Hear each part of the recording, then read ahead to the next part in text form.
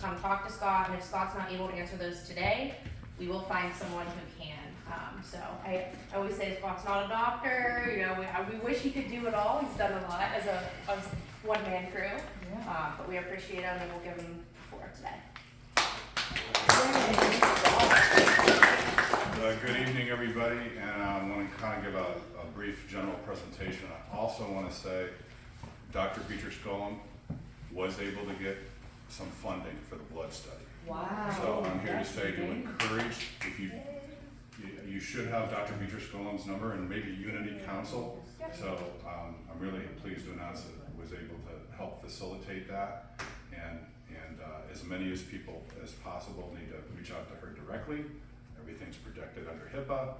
I don't get any of the information, and then unless somebody wants to talk about it publicly.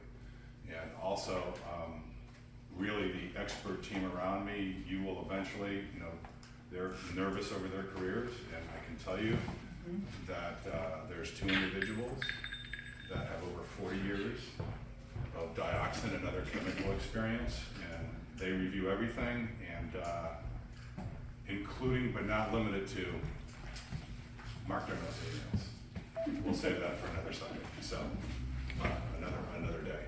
So I kind of want to get in tonight about furnace filters and kind of a broad general overview. So when it comes to particle size, the human eye, we see larger than 40 microns. Human hair, 50 to 70 microns. Fine beach sand, 90 microns. Dust, pollen, mold, less than 10 microns. Combustion particles, less than 2.5 microns. The point is, this is floating around the air and you don't see it. So when we use the word dust, it's specific to dioxins in East Palestine. It's dust you cannot see in things you're breathing that you don't know. And also feel free to use these slides, and you know, especially with the EPA, these are peer-reviewed papers. And why no one else has presented these, I don't know. But here is, and you can have, I paid for the full ones if anybody wants to see them. But particle size distributions and gas particle partitioning of polychlorinated dibenzo P-dioxins and dibenzofurans in ambient air. So just to let everybody know, this is, again, research with dioxins. So 15% in this specific study. Now this is not all directly comparable, but it will let you know what particle sizes are. 1 to 2.5 milligrams in this specific study, 1 to 2.5 microns, 15% of the dioxins were in that range. Greater than 10 microns, 1%, and 2.5 to 10, 4%. So those get into the various particles. And this slide is particle size distributions and health risks. I won't read the whole thing. And this is another study where they got into the details. And you can come look at this later, but I want to get at this. So the particle size distribution of dioxins on this one, you can see the blue is less than 2.5 microns. So 2.5 to 5 microns is the orange, and greater than 10 microns is the yellow. The point is, the particle sizes, the majority clearly on the dioxins. These are the dioxins, these are PCBs and PCNs. The point is, the majority of the dioxins from this peer-reviewed research, less than 2.5 microns. Now, why did I just kind of lay all this out? Because here's the next step. So, for those of you that furnace filters, I would like to follow up, and there's something called a MERV rating and MERV filters, and here is why this is important. So MERV 1 through MERV 10, air filter will trap less than 20% from 0.3 to 1 microns. This is why on furnace filter testing, it's about the presence of the dioxins. Based on this data, the dioxins that are being detected on your furnace filters It's not about concentration, because if you're even, if you're MERV 12 or less, we know they're present, and we know 80% of the particles went through on the dioxins. I want to make, if I'm talking too fast, if I'm not clear, anybody have any questions or comments on this so far? And for those of you who have tested, if possible, I'd like to reach out to me, verify what the MERV rating is on your filter. Where can I find that on their filters? It's right, it'll be right on the side. And I'm also interested, so here's the HEPA filters. I'm interested in locating anybody that has had a HEPA filter on, in the ideal world, I'd find a HEPA filter that has been on since the control, before the control burn, probably, people didn't use HEPA filters, but HEPA filters that have been on throughout, especially the remediation. Because here's the point, with a HEPA filter, you're gonna get 99% of the particles. A HEPA filter will tell us, because we may still be missing a lot of the dioxins on these lower MERV ratings. Hey Scott, how about the HEPA filter out of our sweeper? That's probably worth looking at. I probably have a control sweeper too. I had one that broke before that, and I never emptied it. That would be, we need to follow up on that. So, any thoughts and any comments on this so far? What is an OLPA filter? HEPA and ULPA? I don't know what that stands for. Okay. I'm assuming it's equivalent. Just trying to figure out which one you I'm dealing with so many people so rapidly, I can't keep track of all the different HEPA. And in fact, I don't even know what HEPA stands for. I just know it's one of the best filters. Activated charcoal filter also in HEPA, right? But I think this is helpful for how to look at things, because I'm aware again of the EPA public relations narrative on filters. I believe filter matters. Other than taking a biopsy of your lungs, which we don't want to do, your furnace filter will tell you what you've potentially been exposed to. Scott, what about, so in my case, it was a air purifier filter. I'd have to get back, I'd have to make some calls and look back. There is no research, there is no data, so this furnace filter, there's a lot of people paying attention, especially truly independent objective scientists, and the furnace filter companies are actually being very, very helpful on this. Scott, we have HEPA filters that have been at Bob's shop, but I'd have to look back on the email when we bought them. Did you put them in post-derailment? Not, when did we put those in? Yeah, it was post. Where are you talking, in the house? No, the Metify filters that we bought and put in your shop. Well, that We was all saved it. after the derailment. Yeah. Right, he said through remediation. Well, I thought we did this. No, but we still have, Okay.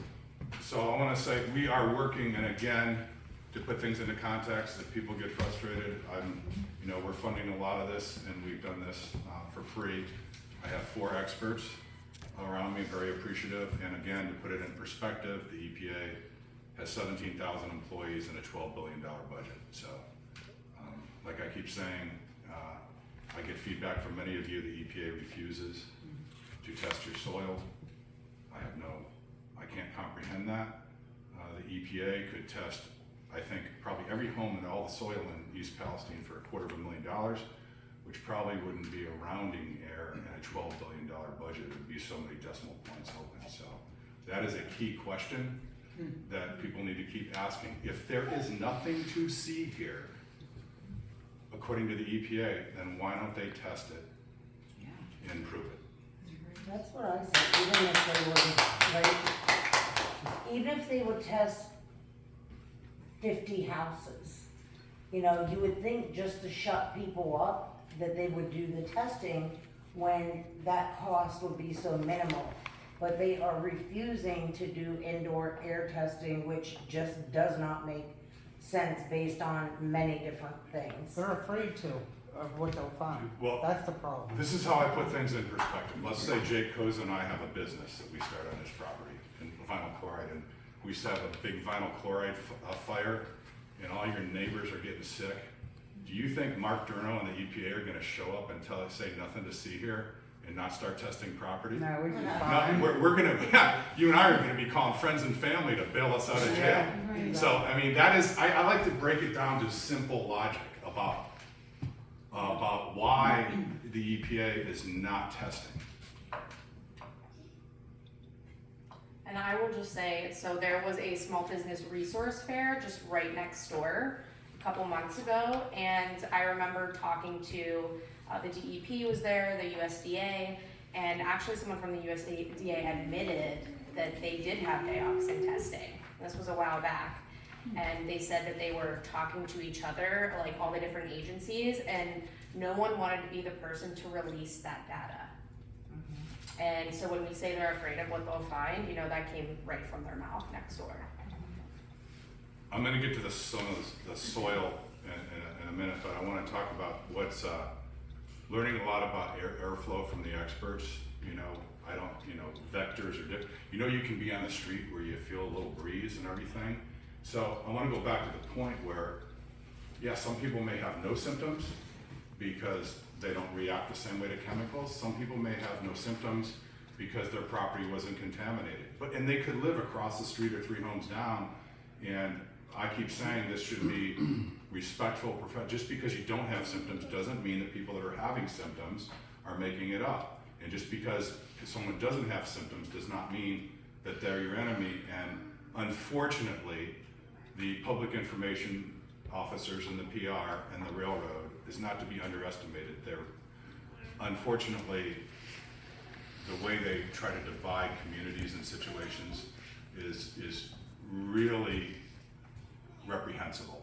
It really is. So I just encourage to, listen to everybody. I have not seen anybody in East Palestine, from my experience, that is making anything up on either side. And I just encourage people to continue to be respectful and have a respectful dialogue. I attempt to continue to do that with the EPA and the railroad, but they want to go down, different roads with their PR spin. That's their prerogative. We'll deal with it. Out of and again, the expert team, we are working on maps. We are working on, trying to lay all this stuff out. It just takes time because, again, I'm one person with 4 people. So out of 35 East Palestine soil samples, the background, and this is based on EPA studies, this is based on experts you read about, and my expert team talking to them. There is agreement, so background, and this is TEQ, toxic equivalency, which was not around with Times Beach. We're gonna talk about Times Beach in a minute. So this is something that is new, that it is an index. It is a weighted average of the most toxic dioxins. There's TCDD and one other one called 12378 PECDD. So those are toxic compounds, and that index is weighted. So rural, farms, residential. So across the country, there's data where there hasn't been a derailment, there hasn't been a fire, there hasn't been an event, and there is consensus with the experts. Now the EPA, PR people may say otherwise, that's okay. So greater than 3 parts per trillion, the rural 3 parts per trillion, residential 6 parts per trillion. 35 soil samples, we have got more coming in. So 69% of the soil samples for East Palestine and the related areas or 24 are greater than 3 parts per trillion. 34% are greater than 6 parts per trillion. So there's good news in this too, and that's why the railroad and the EPA should not be fearful of this data, because there's good news and there's properties that aren't contaminated or, have much lower levels, however you define it, have lower levels, and there's properties that do. And some of these properties, 3 or 4 homes down, and that you explain when you get into the wind patterns, you explain all that. But this is background data, and again, this is the TEQ index. Any questions? I do have a question. With the TEQ, okay, say mine's a lower TEQ, with the chemicals that they're finding in my soil, that don't pertain to actually the chemical part, that's more of the dioxin part, right, Scott? Correct. Because my chemicals are high levels compared to where my TEQ is lower than some. Thank you, Jake. That is a great question, and I'm glad you brought that up. So your particular property, with your fiance having those symptoms, you semi-volatile organic compounds, we're testing for those too. You have some things showing up we're not seeing anywhere else. We need to better understand what that means. And we're not, testing for VOCs, because it's already known vinyl chloride and VOCs were everywhere. So a very important point, if you've had symptoms and the dioxin levels in your property look to be within background ranges for the rest of the country, then that doesn't mean, because there are some people that have had vinyl chloride in their blood. That has nothing to do with dioxins. But Jake, I'm glad you brought this up. This is it's very complicated to understand all this, and I do my best to simplify it. And if anybody has any follow-up questions, I can always arrange phone calls with experts on the team and so on. Are you saying so they could find, low levels of dioxins, but there could still be VOCs or Correct. semi-VOCs? I'm very cautious, and like Chrissy, you've given me permission to talk about it. The Figley's have. There is a specific resident, I don't have permission to talk about it publicly. If they come here and give me permission, I will, where they have some of the lowest dioxins. But they've been on the news, they're very sick, they have vinyl chloride in their blood, so that would point to the VOCs. But this is what you do to systematically, scientifically gather data.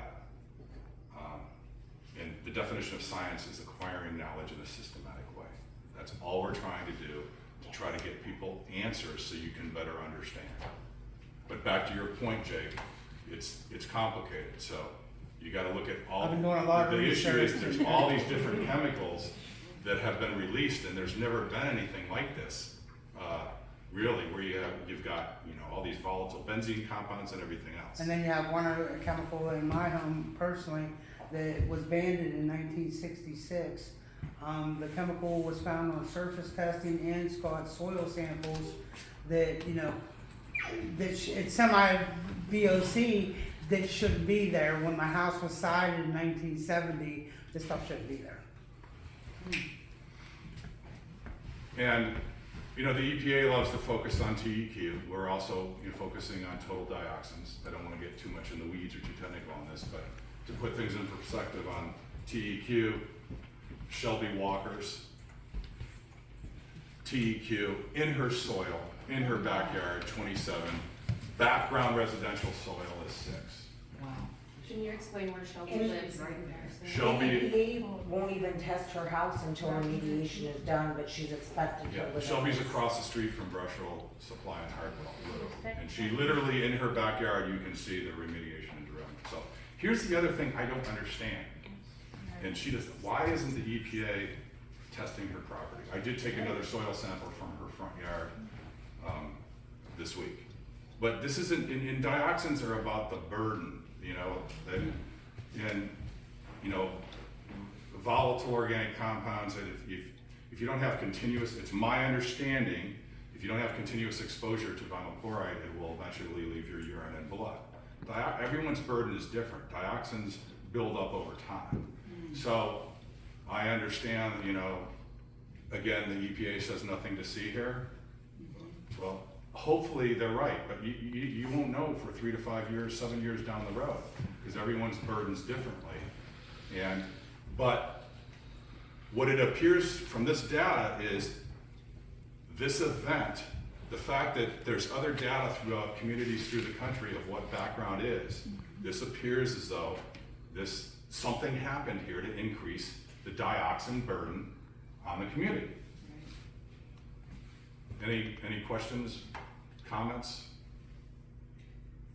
I mean, I guess the frustrating thing is when we see stuff like this, the EPA constantly has a rebuttal with, well, it could be. It could be onions, it could be your barbecue grill, it could be, but you never hear them say it could be the 5 tankers of vinyl chloride that you blew up over our community. And I think that's what's frustrating is, you know, that they won't even take the time to test places like Shelby Walker, and she's expected to live in that home with children. This is the United States of America. And Jamie, that's another great point. And there's no, there's no comprehension for why they're taking that stance. Now, I want to bring up Times Beach. 40 years ago, they didn't have TEQ, they didn't have the lab equipment, they looked at parts per million. And Times Beach was evacuated for 1 to 5 parts per billion of total dioxins. And Shelby was at, her property was at 2.5. Again, I have permission to talk about her stuff publicly. But there's something more important, I think, that I found with talking to experts and research, and it's not about data, it's about where we are with the government and undue influence of the billion-dollar companies. In Times Beach, you can Google it, you can look it up. If you can't find it, email me. What's different there is there weren't public information officers 40 years ago. In Times Beach, senior level people at the CDC, the head of the EPA, the president appointed a task force with all these agencies. They went to Times Beach. They took maybe 800 samples, they sampled everything there.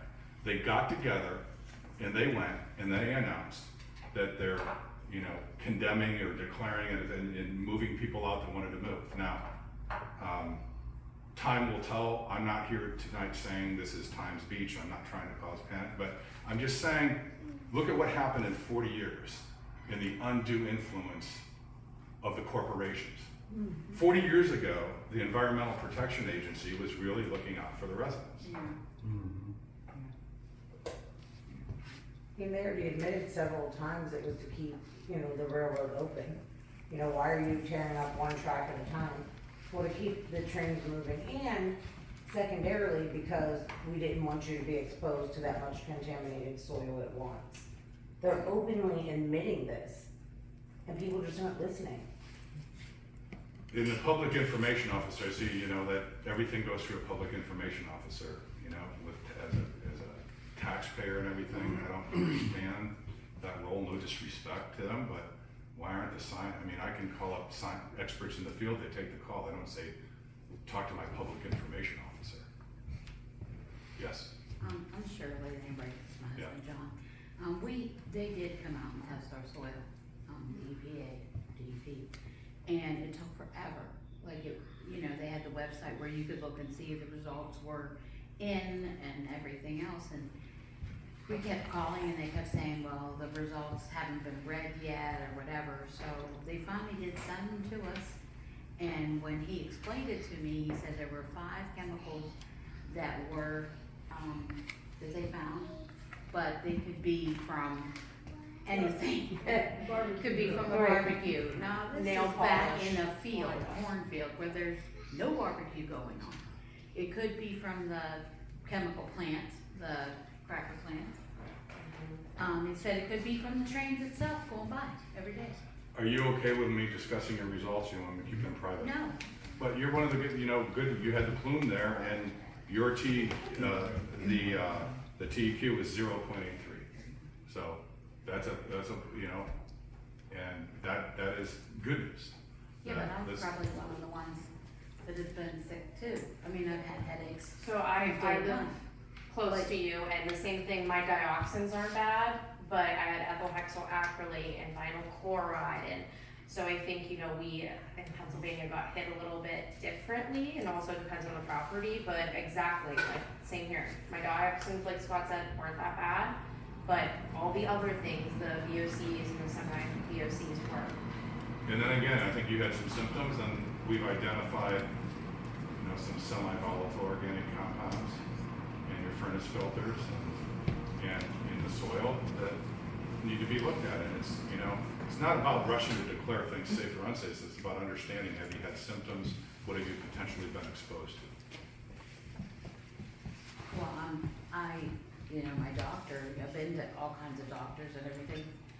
When it came up that the benzene was part of the issue, I'm latex allergic. Well, if you look that up, it has rubber tendencies, like they use it in rubber products and things like that. It's used for plastics. Yeah, so that right there will set me off. I mean, any kind of adhesive or anything, I Well, can't be around.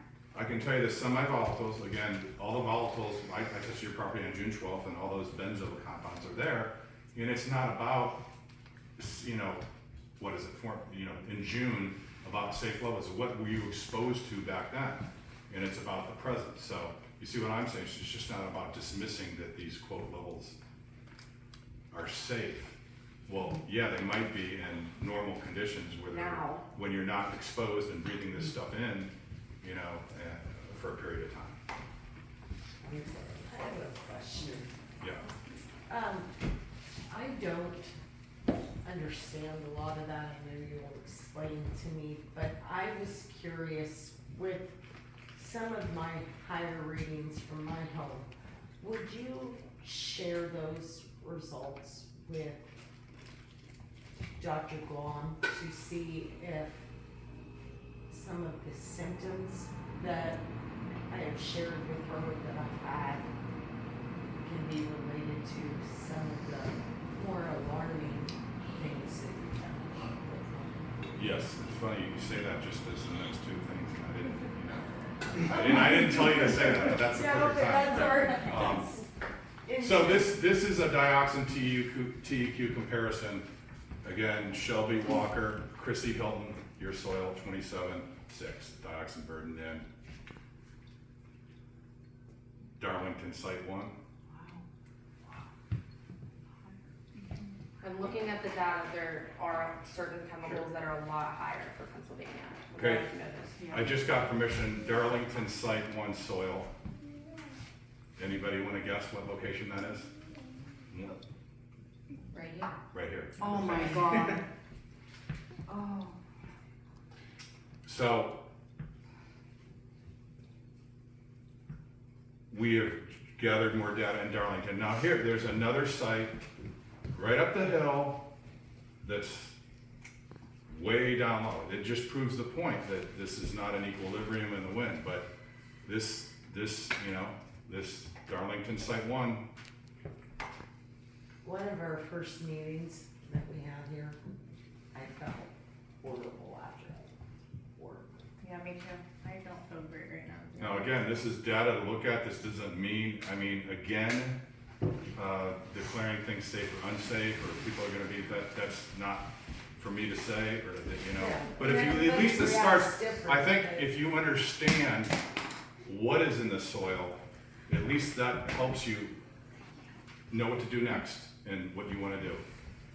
And there's also on the TEQ, everyone hears TCDD or Agent Orange. Also, the second most or close to TCD is PECDD comparisons. That's very toxic in the index. And you'll see TEQ, if you get into the weeds on your stuff, you can see you can have high OCDD and all these other things. But if this shows up, it weights that TEQ. And again, Salem, Ohio, control 0.91 on PECDD. And I'm doing more research on this, but I don't think this is generated from gas grills or anything, and this comes from other things. I haven't used a gas. So you got All Shelby time. Walker, Chrissy Hilton, and then Darlington Site 1 on this. See, and this is what is so frustrating to me when it's just you doing this, Scott. Like, everybody should be afforded the testing of their homes. You know, I know they told Hillary, like, oh, you're a special circumstance. Well, you are, Hillary, because you had Wayne State come in and test your home. You know, when they're finding stuff in air filters due to indoor air testing almost 5 miles out and reimbursing people, why aren't they doing indoor air testing for everyone within that 5 miles? They're not even doing it in East Palestine. We're human beings. We deserve to have our homes tested to know what we're dealing with so that we can make informed decisions. You know what I was told by the EPA about my soil when my levels were higher than what the EPA wanted to see, but not high enough for OSHA. I was told that I said, I have my mom and my stepdad that are shut-ins, that are there at my house all the time. And they told me, well, it's not higher than what OSHA wants to see. I said, OSHA's an 8-hour workday. And typically on a male body is the study stage. And they told me, they said, well, your parents aren't standing on the soil 24 hours a day. My mother has Parkinson's. She has COPD. Every day that I have her is a gift. And I am still fighting to find out what they're gonna do with my home, because there is no way I'm taking my family back to that. I'm tired of Shelby's. Who would have ever thought that? But And yet yeah. they don't worry about an open pipe leading into the tunnel. If it wasn't for this man, I still wouldn't know. He risked his health going in there and taping that, filming that. And you still gotta fight with him. We sat there, Krista and I last night with Mark Durno, and it was like, almost like a downplay of dioxins aren't as bad as you think. They mean, Then you have my soil sample where my fiance was getting blisters and lesions all over her body. Mark Durno came in as the EPA and said, I see something's wrong here. I'm gonna come over and bring this new instrument. It don't test levels, but we'll see if there's something with pH or something in your soil. He found formaldehyde. So then, he told me that he would get back to me next week. I sent him a message because I posted this on Facebook. He sent me a message saying that the levels of this chemical was it was a concern, but it was not a hazard. So I wrote him something back, this little text message, and he said, I'm gonna write a summary of what happened. He wrote me a summary back saying that he got a hold of this company that made this machine that he brought, that the levels are below what the standards are, but yet I have him on video saying that this is from a controlled burn. He said that formaldehyde wasn't on the train. This is what's in my summary. Formaldehyde wasn't in the train, so it's not a hazard. It is a byproduct. It's a byproduct of this, illegal open burn. Plain and simple. So now I get this summary back saying, oh, it could be from plywood. It could be from. The EPA is using machines that they don't even know how to use. I don't know. Part of my problem is, how do you They know did that what with the indoor truth air, is? too. Right, when they keep changing things. You talk about broken trust. The indoor air monitors. Oh, well, yeah, those were insufficient. Telling Jake something about formaldehyde and then having to call the manufacturer to switch that around. The fact that they told me it was safe to go back in my home and lifted that evacuation, and my daughter could be dead right now. Again, if it wasn't for Scott Smith, and I'm going to throw this out here, if it wasn't for Scott, he's the only person that I know of personally that has tested a residential soil. I'm not saying there hasn't been other ones, but personally going out of his way and testing our soils, I don't care if it took a while to get results back. I don't care the aspects of anything that's being told to me in the background. This man has come and done more than most people has. Dr. Chai walking through the creeks. This is the stuff that is the untold heroes. People that should be out there. People should be commending these men for doing what they're doing. We shouldn't have to risk our lives. Exactly. Is Or the there, lives of our children. and I know that the PR people are cranking up the attacks, and that's fine, I can take it. Is there anybody feel that talking about this is scaring you? Or does the unknown scare you more? I've had other people tell me, you know, that I should be scared. You know, other people that say, oh, you shouldn't go in the news. I was flying somewhere actually for News Nation, and my boyfriend before I left said, you know, it's sad that I thought, what if your plane goes down? Like, I don't think anyone would be surprised. So when I think, like, I think a lot of people are People scared not to being speak out. transparent is what scares me. Scary, right? The fact that they are okay with us living in homes with results like that is what's scary. And I The think, fact that they won't step up, our government will not intervene and say they're not safe. That's what scares me, not the test results. The fact that They can't even They're say not- it could be, they're it not could be healthy. from the derailment. That's how bad it is. They can't even tell us as citizens that this could be from the derailment. and they, you know, I think that's part of the problem, and we've said this from the beginning, and I actually said this directly to Deborah Shore at the EPA when they were talking about building trust. And I said, you could at least acknowledge people are sick. Even if you said, we don't know why you're sick, at least acknowledge it. And it's funny because right after that, they start saying we can't find this pathway to exposure. At this point, are they even looking for it? Yeah. They're not testing basements, they're not doing in-home air they testing. don't wanna find it. Right, and if they don't know what they're doing, they don't know how to control this contamination, I would rather them say, you know what, guys, this has never happened. We don't know how to stop this shit from running into your creeks. Instead of saying the fish kill was not related to the train derailment. You're insulting our intelligence. I would rather have the truth and see the numbers. Yep. I don't care if that truth is I'm gonna die 2 years from now. I'd rather know that than be lied to. And you hear me say over and over again, you can't find those shit on those shores. Right, exactly. What scares me is when Times Beach tells me to leave and go as far away as I can. Is this the residents, or I believe you? It's the mayor. Mayor? She has, Oh. she talks. I talked to her directly. I reached out. Everybody referenced these different situations, so I searched and searched. She's an amazing woman. And this is the second to last slide. You know, you talk about the lab report codes that you see. You know, it just explains reporting limit, method detection limit, estimated detection limit, and these are standard lab procedures. I use Eurofins, Premier Lab.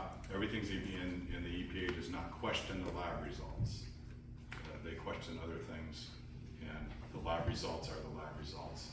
And you know, that's available for you know, any questions. The lab results are accurate as to what the data speaks for itself.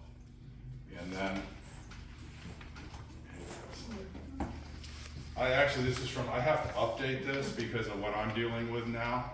But as you know, I've now expanded this to the 5 Ds of public relations, and Jim Morrison, whoever controls the media controls the mind, the public information officers at the government agencies, everything's about the PR, controlling the narrative. Delay, deny, discredit, dismiss. We've now entered the defamation phase, so I'm fully prepared to deal with all of this. And there also is, a lot of universities do great research. There is a university industrial complex, so sometimes they want to go down this road, but hopefully they will not go down this road. And anybody doing research here, hopefully, will focus on the residents and the community.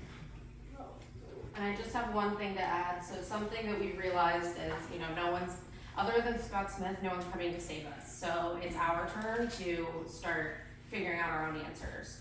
So Unity Council with the waste station now has over 70 indoor air monitors placed with throughout homes and businesses. We hope to get more. We have some indoor air badge testing, and we also will have a scientist named Dr. Lau who will be coming around with something called a PIDD machine to do indoor air testing. If no one's gonna come do it, if the EPA is not gonna do it, we're gonna find the ways. And if anyone would like to get in on any of that, I'll give you you have my contact.